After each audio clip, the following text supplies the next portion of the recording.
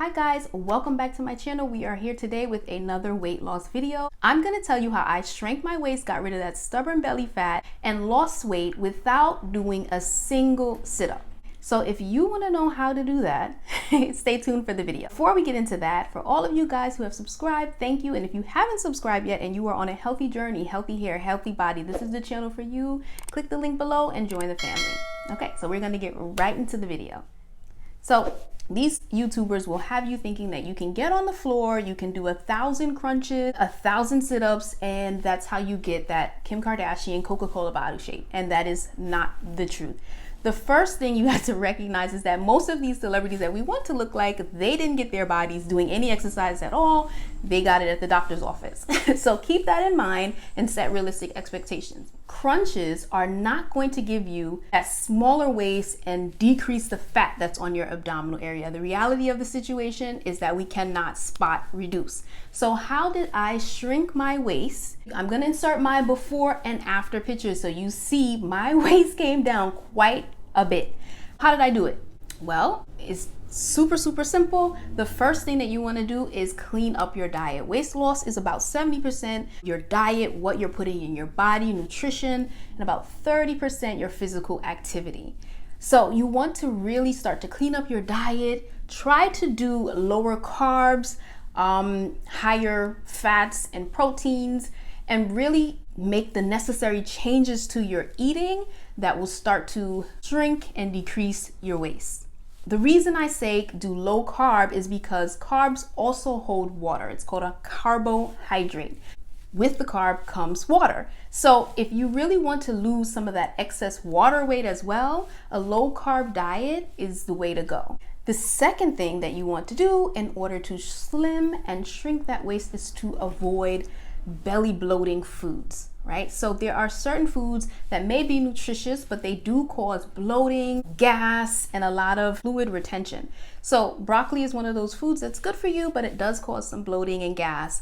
Beans as well. And a lot of people are intolerant to dairy, and sometimes they don't even recognize that. They have constipation and then alternating diarrhea, and they don't recognize that it's the lactose or the dairy that is causing that. So just look into certain foods that you think you're eating that may have bloating effects and try to eliminate them from your diet. Now let's get into the physical activity. And this is where I get the most questions about what did I do. Now I personally did Tae Bo, and I did Tae Bo 3, sometimes 4 times a week. And I did it because I enjoy it. I would recommend doing physical activity that you enjoy, whatever it is, in order to stick with it. You really only need to exercise for about 30 to 45 minutes to have a good cardiovascular and weight loss effects.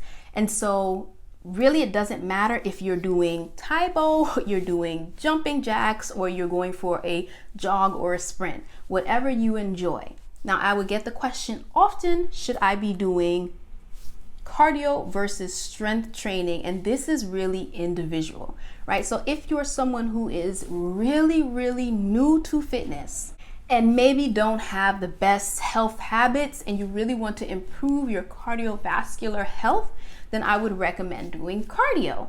If you are moderately active, and what I mean by that is just you walk around your job requires you to walk. Let's say you are a postman, or even in the hospital where I work, you're walking your whole entire shift. You may not need to go the cardio route, especially if you eat fairly decent. You can go the strength training route. Even people who are significantly overweight, sometimes strength training is better for you because one, a lot of times with strength training, you're getting a cardiovascular workout as well.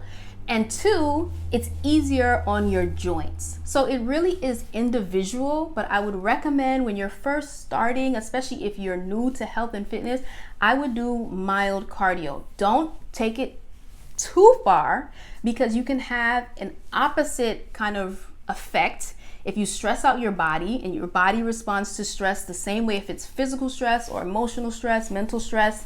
You're going to produce excess cortisol, that is the fat storing hormone, particularly in your abdominal region. So if you are stressed in your life, try to eliminate the stress because the stress really is impacting your body.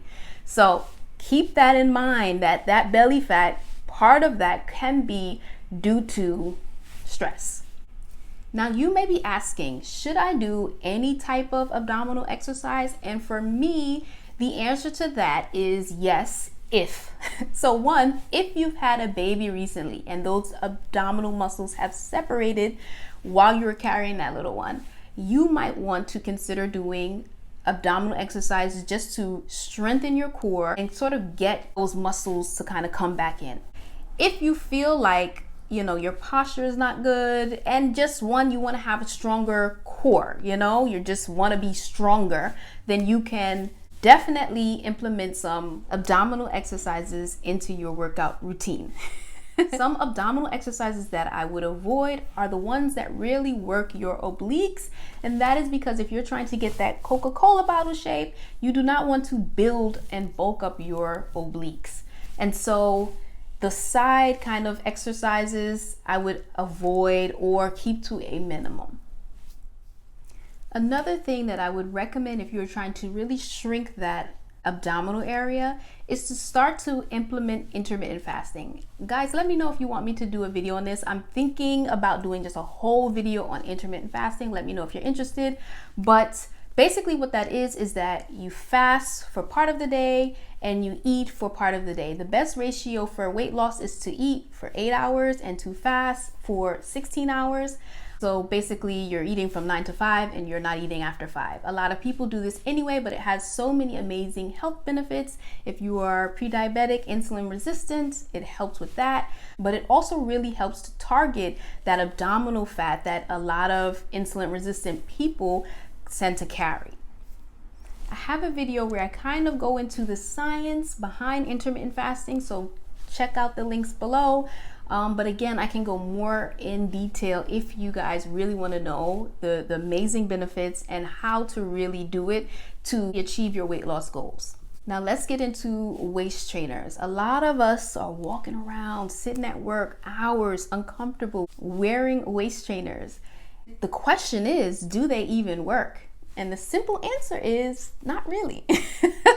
So waist trainers, the sweatbands, are really good when you're exercising and you have something, an event coming up the next day or 2 days, and you really just want to have the slimmest, snatches, whatever weights that you can. What it does is it causes you to sweat more in that area and really remove some of that excess water weight that you're carrying in that section. You do not need to sit with the girdle kind of waist trainers on 10 hours at work, uncomfortable, because ultimately the difference that it's making is not that much. It really is not making any difference.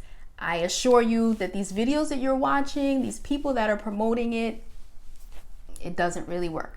Okay? It will work after you've had a baby for the same reason doing crunches works after you have a baby. It really just helps to sort of mechanically bring in those separated abdominal muscles and just to help your body heal itself a little bit quicker. So keep that in mind. Do not spend your $50, sometimes $100 on these waist trainers. They are a gimmick. They really don't work.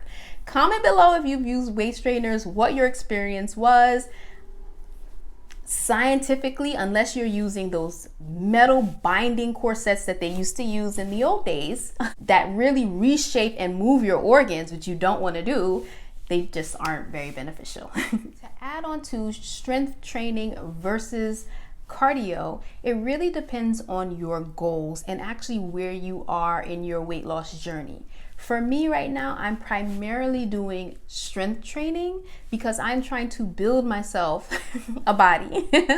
Okay, so I am trying to really get that hourglass shape as much as I can get without going to the doctor's office. And so I'm working on building my shoulders. I sometimes do abdominal exercise, but I still don't work my obliques. I just kind of do crunches or lower leg lifts to kind of target that lower belly area. But I just really kind of don't need to do it. Like I said, I'm at the desired weight, and so my stomach just shrank with my weight loss. I really work heavily on building my legs, my quads, and my shoulders, and try to build the body that I want that way. I will insert pictures, split screen in a corner somewhere of my progress, but you really can get the body that you want simply by losing weight first and foremost. That's gonna make the most difference, and then sort of building out the areas around that waist to make it look smaller. So build out your legs, build out your shoulders, and kind of it gives the appearance of having that more snatched kind of waist and body. Okay guys, so we are wrapping up this video. It was super simple, super quick, but I hope that if you're someone who didn't like doing crunches, you now know that you do not have to in order to have a slim, snatch waist, get rid of that back fat. If you're interested and have an Instagram account, I am doing a 30-day kind of weight loss challenge. As some of you guys know, I'm going on a vacation to Turks and Caicos next month. And so for this 30 days, I'm just trying to slim or drop another 15 pounds, you know, kind of build up these legs even more, just tone up and really look my best. So if you want to join me, I'm going to be posting what I eat in a day.